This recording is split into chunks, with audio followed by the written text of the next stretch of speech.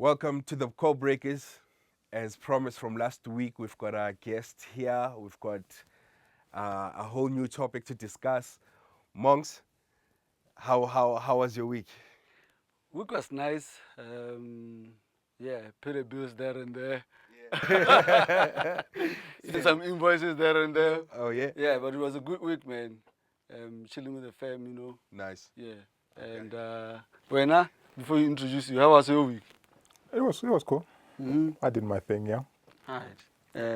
As we promised last week, this week we're gonna have Culprit in studio. Yeah. Culprit, Mr. Culprit Entertainment. He goes by his company name. The company goes by my name. Oh, okay. Alright, you should drop a mixtape. Anyway. Yeah, man. So today we want to discuss social media, production, Artist development as artist well. development, because you are great on artist development and plus business generally. But before even we go any further, I just want to ask this question. Yeah. Culprit, what do you do? Because I get this a lot. It's like, what does Culprit do? So, Kebao. Look, I always say, I do different things depending on who's asking. So today, production. Okay. That works? Yeah, no, that works. Okay. What would you say was your introduction to the music game? Hip hop. So back when I was in high school, right? There was these two guys who used to dress the clothes backwards, right? And produced by a 19-year-old producer. I couldn't get what the hell was going on. Did they happen to be jumping? By any chance? They did a couple of jumping, and yeah, that was my introduction to hip hop, because I'll get glimpse of what was happening with, people will talk about the earlier hip hop like in the 80s, but it was too hard for me, you know what I mean? Yeah. And Jermaine came with Crisscross, and I was like, okay, I can mess with that, and that's it. So from that point, when did you think you could mess up with hip hop? Because chances are you probably tried rapping. Everyone did, actually. Everyone did. Look, my background is been church, so I was the guy in church playing the keys. And that's where I got my background with music. And then, yeah, that was high school, right?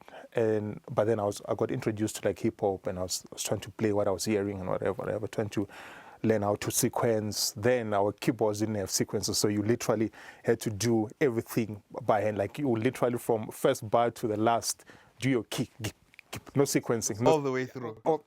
And then you do your hi-hat, and then you lay everything, and then you play. Of course, it wouldn't be in sync, but Yeah. Before that, actually, what we would do is I figured out you can overdub on a tape. So I'll do my sequencing by recording. Yeah. Double deck, remember the double decks? Yeah. Then take the recorded one, place it back, take a new tape, do another lay and whatever. So you'll just build your, of course the quality will decrease. As you go, but you do your sequencing there. Sound, Yeah, then the bootlegs came in, and we got our softwares, Yeah. So so the first artist that you got into studio with and actually made a full proper song, might it be somebody that we know or? Look, definitely. So I literally went from bedroom studio, Yeah. and then I went to varsity, right? Yeah. And last week's episode, you guys were out here bragging about being the first mixtape, whatever, first DJ, whatever. Yeah. I happen to be the first producer to do a hip hop album in Verneck. Oh, Right, so- that's dope. You know what I mean? So Okay. Very interesting. it's coming. Well, so I get to tertiary, right? And the group that was, well, not the first. Let me say I was in the pioneer phase of what happened then. So the group that was happening then was a duo called Bafitlile, right? Yeah. They'd done something with Glenn Louis. Yeah. They done the debut with Glenn Louis and whatever. And Prof happened to be in the same school that I was in. Yeah. And I didn't know Prof from, before that. So I stepped up to him like, yo, I make beats. Yeah. You know? It's like, cool, we should do something together. I'm like, really? Just like that? So Prof has always been my guy. Yeah. Like from our first meet, he just said, okay, send me something, let's do something. Yeah. And there was a gentleman called Johnson. Johnson had introduced some lady who does Afropop and said, look, I had you into production, can you produce an album? And he said, whatever you guys need, I'll finance the product. Nice. Right? So I went to... Wait. Hold up. Is Johnson a white guy? No, he's black. Oh. There's always a white guy messing up. No. Making sure the This is all budget black. is straight. This is all black. This is all black product. This is an all black story. So I went to Johnson and said, look, Johnson, I like, and the lady's name was called Tokos. All right. Not that Tokos, but Afro pop, whatever. Sure. Different Tokos. So I'm like, yo, Tokos has potential, but there's this group who I think we can think. I think their contract with Sony had already expired. Sure. And I'm like, can we do a tape with them and whatever? He said, no, fine, how much you need? He said, here's the budget. I said, okay, cool. So I literally went from that, and then he threw us in the studio. And that's how we did an album called Epsom. Ah, Masipa spelled backwards. Okay. I remember they had a difficulty explaining it on air. Yeah. So yeah, I went in there. I called a couple of friends. The late Jay, gospel singer called Jay, brought him in. He did a vocal on one of those singles. That single actually went out to stay on the charts for a while, Metro, and I think what we introduced them, because everyone's doing like very hard hip hop. Jay was also from church, so he had that musical touch, that vocal. We did a song that was like a love song. It had the vernac, it had the singing. It was slowed down. Most of the guys in the industry were like, yeah, this is soft, But I also think it paved the way that you can do hip hop and not be. First, it doesn't have to be English, doesn't have to be hard. Yeah. And Metro picked it up immediately, and it ran. And Glenn was still on Metro then, and he played it a lot. Let's get to the core. Where does the money come from? Is there money in the production? Is the money in the production? Because young guys want to know, Yeah. Where do they go to get the money? There was not money in the production back then, I'll tell you that much. Did they guys cut you a check? Of course, I got a check. Okay. Yeah. But I think I was fortunate because there was a guy we believed in me as a producer and said, I'll fund you and whatever. But I don't think then there was money where people will just get funding for studio equipment and the mics and whatever. There was very few guys who had that, and I would know because we're in interaction with everyone. I was in interaction with everyone, and no one really had a setup. Yeah. I'll go to Semitone Studio, and like they had nothing, and that time Squatter Camp had their first album out, and we go to the studio and like, where did you guys record this? I'm like, yeah, so this is it. This is the I was having a conversation with you the other day, and you were telling me the tough times, man. No, it was bad. Like none of It was a twilight. All right. I hear you, Carl. I think development is the very big part of the game. Hence, sometimes we see ourselves lose a lot. As the game sometimes looks like Bafana, but hey. Wow. It's cold. Because we have one or two guys like you. How did you get into it, and what do you look out for? Or back in the day, what did you see in an artist to say, yo, he's got something, let me ride with him? Okay, so I basically just, I got into it for the love of it. It was never for me. I mean, I was a student then, and I was not even studying music, so it was not really my career path. Pause. What did you study? IT. Okay. All right, continue. It's engineering. The thing is, engineering has nothing to do with beats. A lot of guys will study something else, and generally across the board, and work in a different field. So it's just normal. So you can go on, sir. Yeah. So, but as we're moving with what happened with Pafitli and then, I always had a passion because that's what actually launched me. Hip hop in vernac. And I thought, I need to take this back home. You know, I really need to take this back home, because now we're the platform, and you know, we're the contacts here and then whatever. So I went home, like, you know, during holidays. There'll be this kid called Amo who'll come to me and say, look, I have a tape, I rap and whatever. And then, you know, I'll listen. Is this the Amu that we know, or? Not ammunition. Okay. So I'll illustrate the story. Okay. And that's another thing that I learned from what happened with me and Prof. Because Prof was up there, you know what I mean? And when I approached him as some kid who makes beats, he didn't act shady, he didn't, you know? He said, oh, okay, fine, let me. So I learned that for you to grow in the industry, you mustn't think too great of yourself. You must listen to people. You don't know who the next best big thing is, you know? So when this kid came to me and said, look, I rap and whatever, I said, let me hear your tape. He gave me the tape, and it was all over the place, you know? Yeah. But he had something in him. He had the structure, and the way he would project words, you know? But it was English. It was not thing. So I said to him, I said, why don't you try this in song? Yeah. You know? It's like, I don't know, whatever. But by then, because of the platform that Bafitlile had laced, there were groups that were coming out, Morafi and whatever. Yeah. And what Morafi and them did is to put that flow in it, you know? What Kulichana was doing with the flow, like you didn't even care what he was saying. It was smooth. It was smooth. How he was saying, it was like, he was like, you know, so like, listen to Kulichana, listen to what Morafi was doing. Do this, but in song.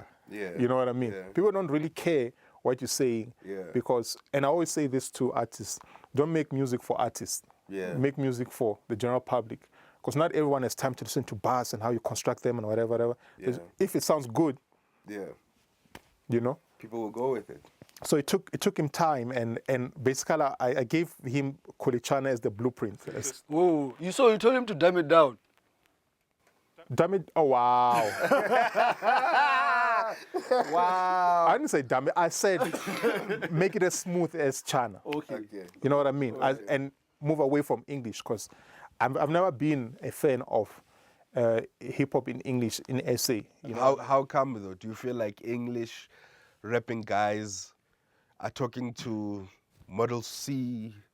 I come from a private school. Okay. I'm Model C. Okay. But I couldn't interact with that. It didn't mean nothing to me, because the problem with that is because you know what they're trying to sound like. You might as well just listen to what they're trying to sound like. You know what I mean? I mean, we had access to wherever they were trying to sound like. Without mentioning name, you could tell that guy's trying to sound like this guy. This guy is trying to sound like Jada Keys. You know, you could tell. So I might as well just listen to Jada Keys. But no one was doing what WHP was doing. No one was doing what you were doing. You know what I mean? Right? What you guys were doing with WHP, no one was.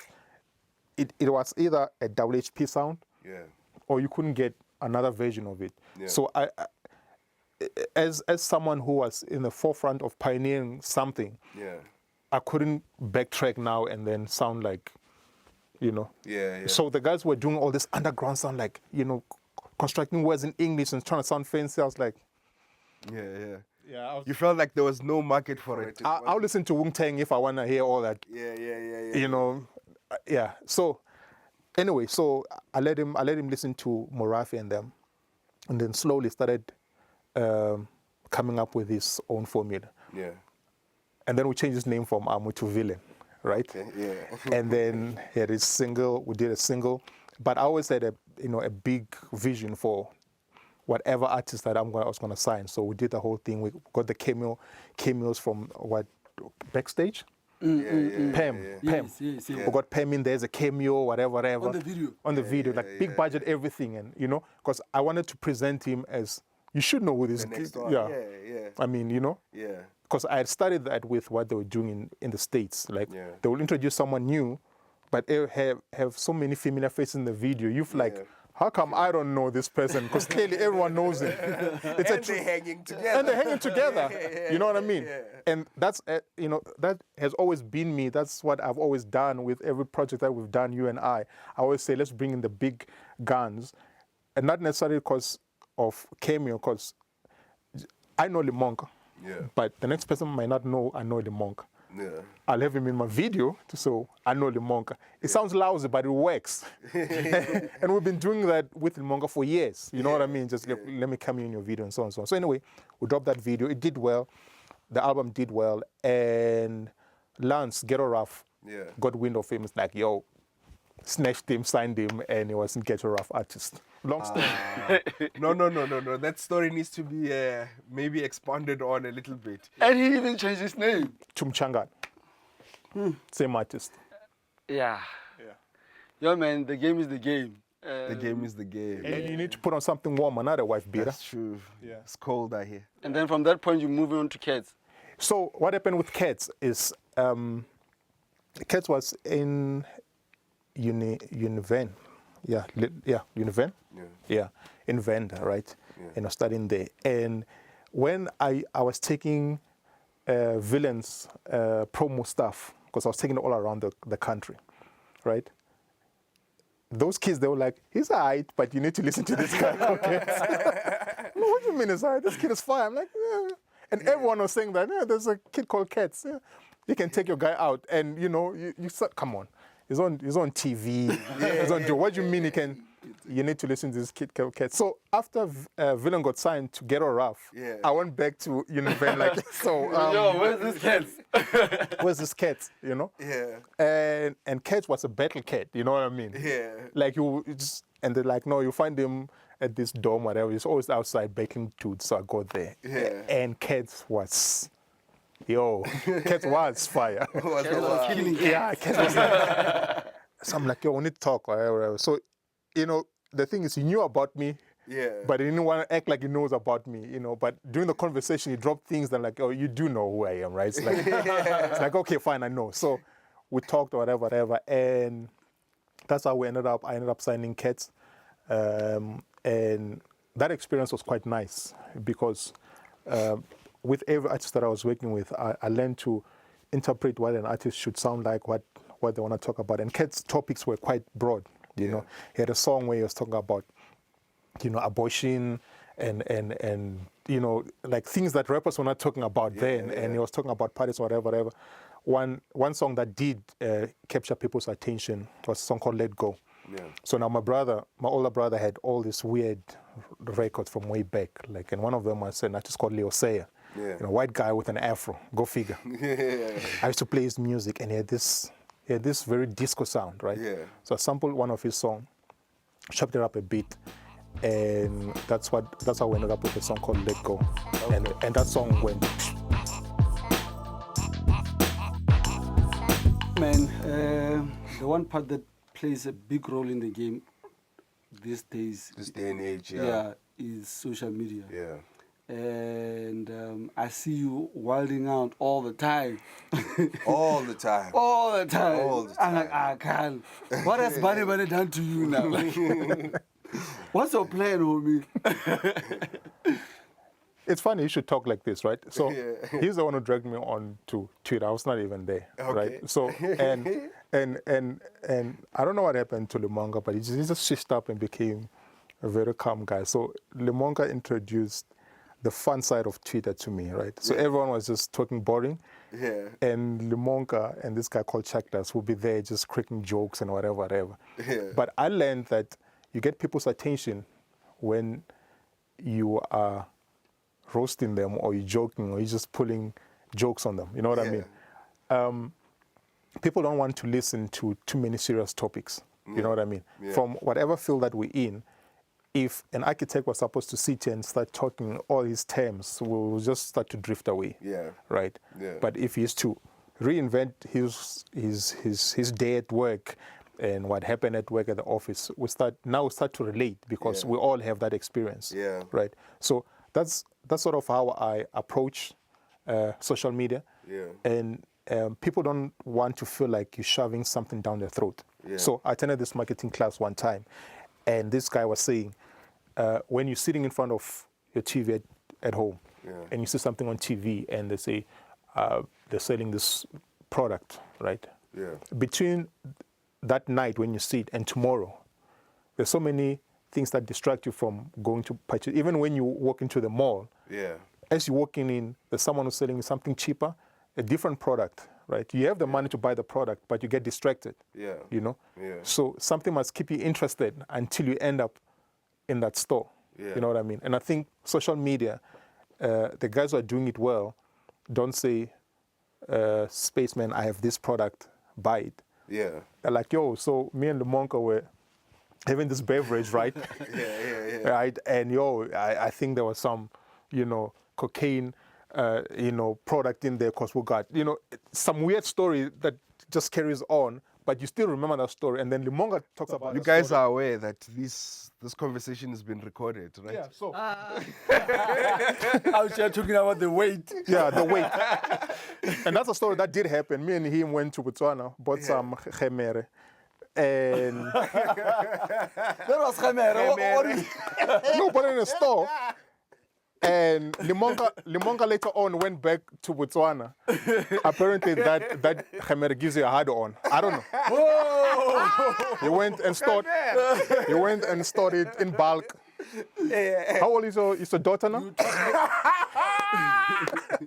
You talk as you tweet. And now his daughter is here. Now, let's focus on the real business. Okay, let's Not Khemer. Not Khamere. okay, my bad. You're wild, man. My bad. Talk to me. So, you're in the game, right? And as you are roasting these guys, the next day you are trying to approach them to plug the video because you shoot videos as well. True. Doesn't it make your job harder? Not at all. I feel for me, right? I feel like when me and you are like joking and I'm talking about, an event, whatever that happened, whatever, we're roasting each other. For me, I think like black people growing up, roasting is a way of showing love. Yeah. Like I'll never step up to Space if I don't know him like that. I won't say things about him. There's boundaries, of course. Yeah. That unless I know dude like that, you know what I mean? And for me, that's my way of showing you my dude. Yeah. I love this guy. Yeah. I love this guy, but you won't believe what happened last night. And then I break down the story, and it goes back and forth. So I don't think people should be stuck up in this whole professional thing. If I know you personally, right, I shouldn't talk about Lemonka as some other guy except for who you are. So you don't think people on social media might, get the wrong idea? Like, me and you, we cool. We joke around on social media. Yeah. A bystander sees a post and they feel, oh, it's joking season. I can just jump in and You get hit if you jump and do that. I just feel like people can also pick up. Yeah. These dudes are like this. But what I realized with social media is it's sort of a chain, right? If I'm cool with Lemonka and I see you guys interacting, and I interact with Lemonka, I can jump in, and that's how I actually grew to know other people. Yeah. Because the power of association is important. Yeah. You know what I mean? Yeah. I become close to Space purely because I'm close to Lemonka. Yeah. And then that circle grows. And I find that sort of social growth is stronger than, and it's more solid and non-fake than what happens when we meet at parties and whatever. Because you can link it up. Yeah. From this guy, I've grown to know a lot of people. Yeah. Right. From just this one person, I've grown to know a lot of people in the industry. Yeah. And he he always says to you, like, people ask, so whose car? Because they want to see, is he cool? Can we, you know what I mean? Yeah. And then I've also bought new dues to him and like, yo, you need to meet this person or whatever. But you need to be relaxed, I think, in an environment for people to